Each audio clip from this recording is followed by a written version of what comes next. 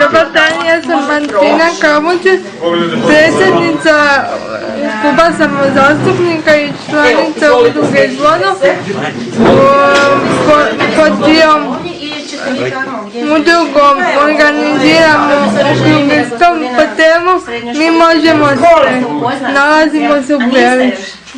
Udruga se samozastupanje se vidi bavi pravima osoba sa intelektualnim teškoćama i zagovara prava osoba sa intelektualnim teškoćama, pogotovo iz konvencije o pravima osoba sa invaliditetom. Nadam se da ćemo kasnije imati priliku i malo raspraviti o tome koja se prava krše osobama sa intelektualnim teškoćama u Hrvatskoj. Sad, kad tražimo posao, teško nas prime. Misle da mi to ne možemo, ali treba nam dati neku priliku da vide oni da mi to možemo. I sad nedavno smo bili glasati, prije nismo mogli glasati, a sad smo glasali i to nam se oduzimalo, a sad smo mogli glasati. Iskreno mislim, ako se osobe sa poteškoćama neće sami pokazati, sami izboriti za svoja prava koja imaju po zakonu, da ih neće počekati ovako ostvariti. Ja ne znam naše gosti iz Osijeka, a ovdje iz Valpova i Belišća, ali mladi ljude koji su doista izborili za puno stvari. To je početak. Ja se nadam da će uspjeti dalje u borbi za prava koje su im oduzete. Znači njima ne treba ništa dati, samo im treba priznati prava koje nekom oduzima. Pravo na školovanje, pravo na poslovnu sposobnost, pravo na bračnu zajednicu. Ono što ja mogu reći iz svoje struke i iz područja kojim se ja bavim, da se stvari mijenjaju na bolje po pitanju osoba sa invaliditetom. Prvo, ono što je najznačajnije da se smanjuje stupanj institucionaliziranja, to znači da se domovi se zatvaraju faktički i ide se u druge vidove pružanja usluga. To je ono što je projekat koji je u punom svom zamahu sada, a ulaskom u Europsku uniju mi smo i, da ne kažem, još i više gurnuti u te neke procese koji su kod nas i započeli prije ulaska. Ne treba zajednica ništa posebno davati, samo treba priznavati osobe s invaliditetom jednake. Martina nije mogla završiti srednju školu. Zoran nije mogla završiti srednju školu. Zašto? Mislim da je lijepo mi drago mi je da imamo ovdje predstavnike državnih institucija i grada. Mogu reći da se nešto promijenilo od dana kad je Martina nije mogla upisati srednju školu na koju je imala pravo. Ona je imala pravo. Danas se ipak nešto promijenilo. Imamo jednu mladu djevojku koja ide u drugi razred ekonomske škole u Valpovu i nitko se nije usudio uskratiti to pravo. Mali pomaci postoje, a ono što je bitno, ja mislim, i to je na klubu samozastupnika i nas koji smo prijatelji kluba samozastupnika, da kažemo, osobe s invaliditetom ne traže nikakva posebna prava.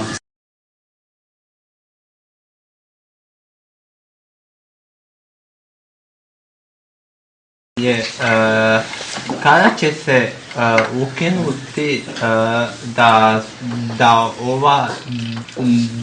da ova osoba sa poteškoćama, sa invaliditetom, da uopće nemaju skrbnika. Kada će se to ukinuti? Pa vjerovatno se neće ukinuti u potpunosti. Znači, kao što sam rekao, to će ići individualno. Znači, zavisno od stupnja. Je vidite način ko će to pitati. To vam ja u biti pitam. Na primjer, ako se ja želim fotografirati, ja moram pitati skrbnicu da se ja smijem fotografirati ili ti ne smijem.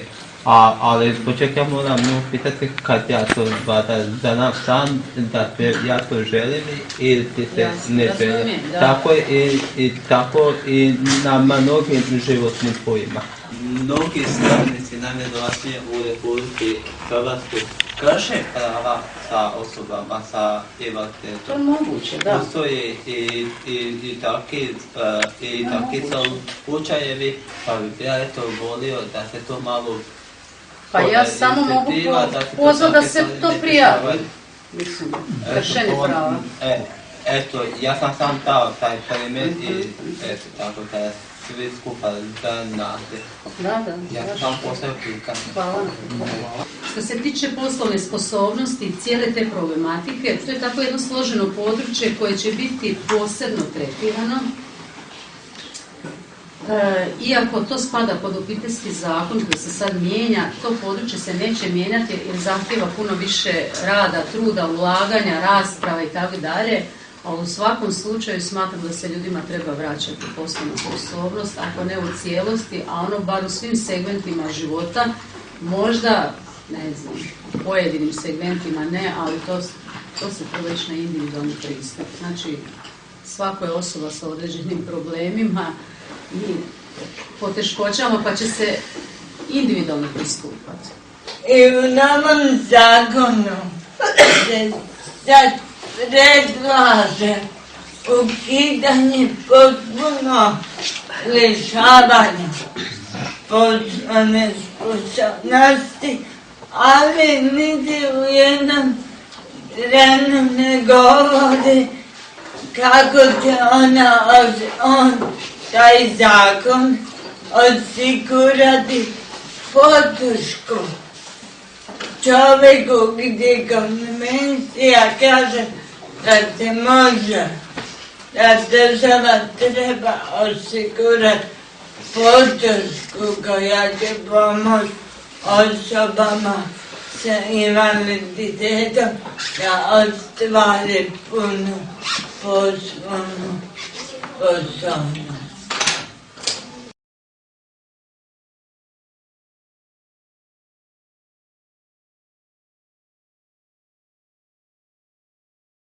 Evo, na primjer, ja sam išao u Valpovu školu, 8 godina.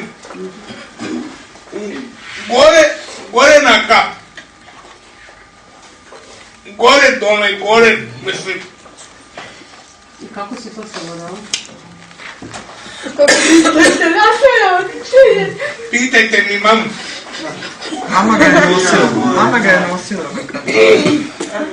Ne, imam isto takvu situaciju, da je moj ravnatelj bio prisiljen, da mi spusti razred, jer jednostavno ima to udaljeno u glavi, da je to bio beton.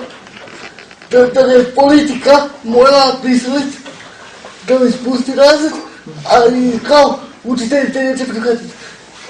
Na kraju su me učitelji tako prihvatili da me mora na kraju bude muke pohvaliti i dati priznanje.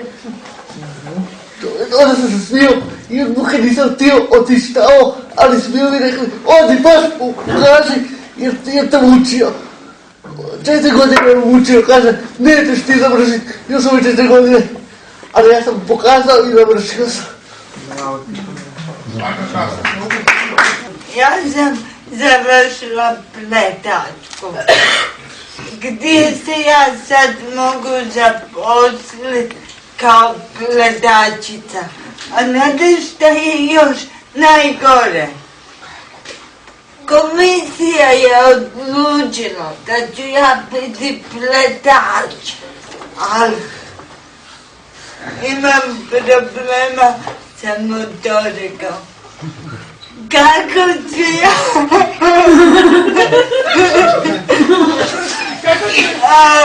Ok, to je strojno pletenje, ali to treba kukice sve. Još uvijek se nude uran, obućar, pletač, cvijećar, a i cvijećar nekako, ali bizarno je da se to ljudima nude znajući, aha, on će tamo biti, nešto će raditi i nikad neće doći na tržište rada.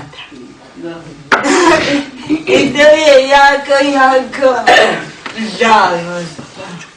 Ali mene zanima što naš grad, kako to mogu grad pomoći po pitanju obrazovanja ili da i grad ima nekakav plan u vezi toga. Recimo da ne postoji nikakva udruga zvona. Da im grad može kako pomoći. Što se tiče samog obrazovanja, znači općenito. Obrazovanje kreće od sa državne razine, država je zadužena za to, nakon toga ide županije i onda dolazi do grada. Grad kao institucija nema direktno utjecaj na sami sustav, znači obrazovanja, na programe i to sve. Ono što grad može pripomoći, znači, kao što ste pričali, u Valpovu nije bio lift.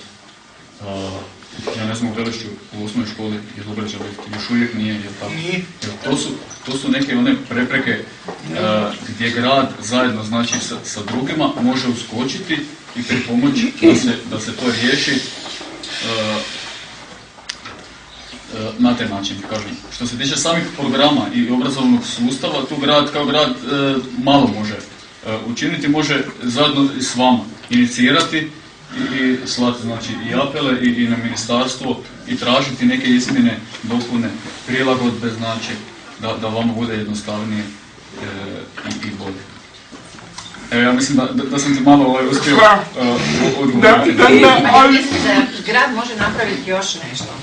Pored tih nekih tehničkih stvari, može raditi na tome da se osiguravaju sredstva za asistente. I da je to jedna direktna podrška u ostvarivanju prava i potreba djece.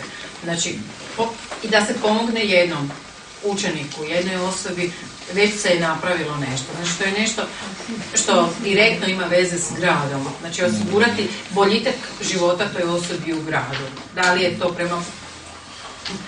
Znamo da naš susjedni grad Osijek jedan takav projekt već nekoliko godina provodi, sve je veće, odnosno potražnja je sve veća i svake godine oni osiguravaju sve veći broj asistenata.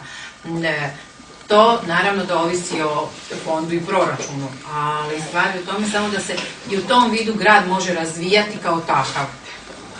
Znači i takva neka materijalna podrška, ne samo u tehnici, nego i u kadru. Pa baš mi je drago da sam sudjelovala na ovom stolu. Mislim da je jako bitno da komuniciramo, da se sve nalazi u glavama ljudi, da se mora mijenjati svijest okoline. Ne vrijedi se unutar jedne udruge žaliti na vlastite probleme, nego treba osvijestiti javnost, a mislim da vi to jako dobro radite. Tako da stvari se mijenjaju sporo, ali se ipak mijenjaju.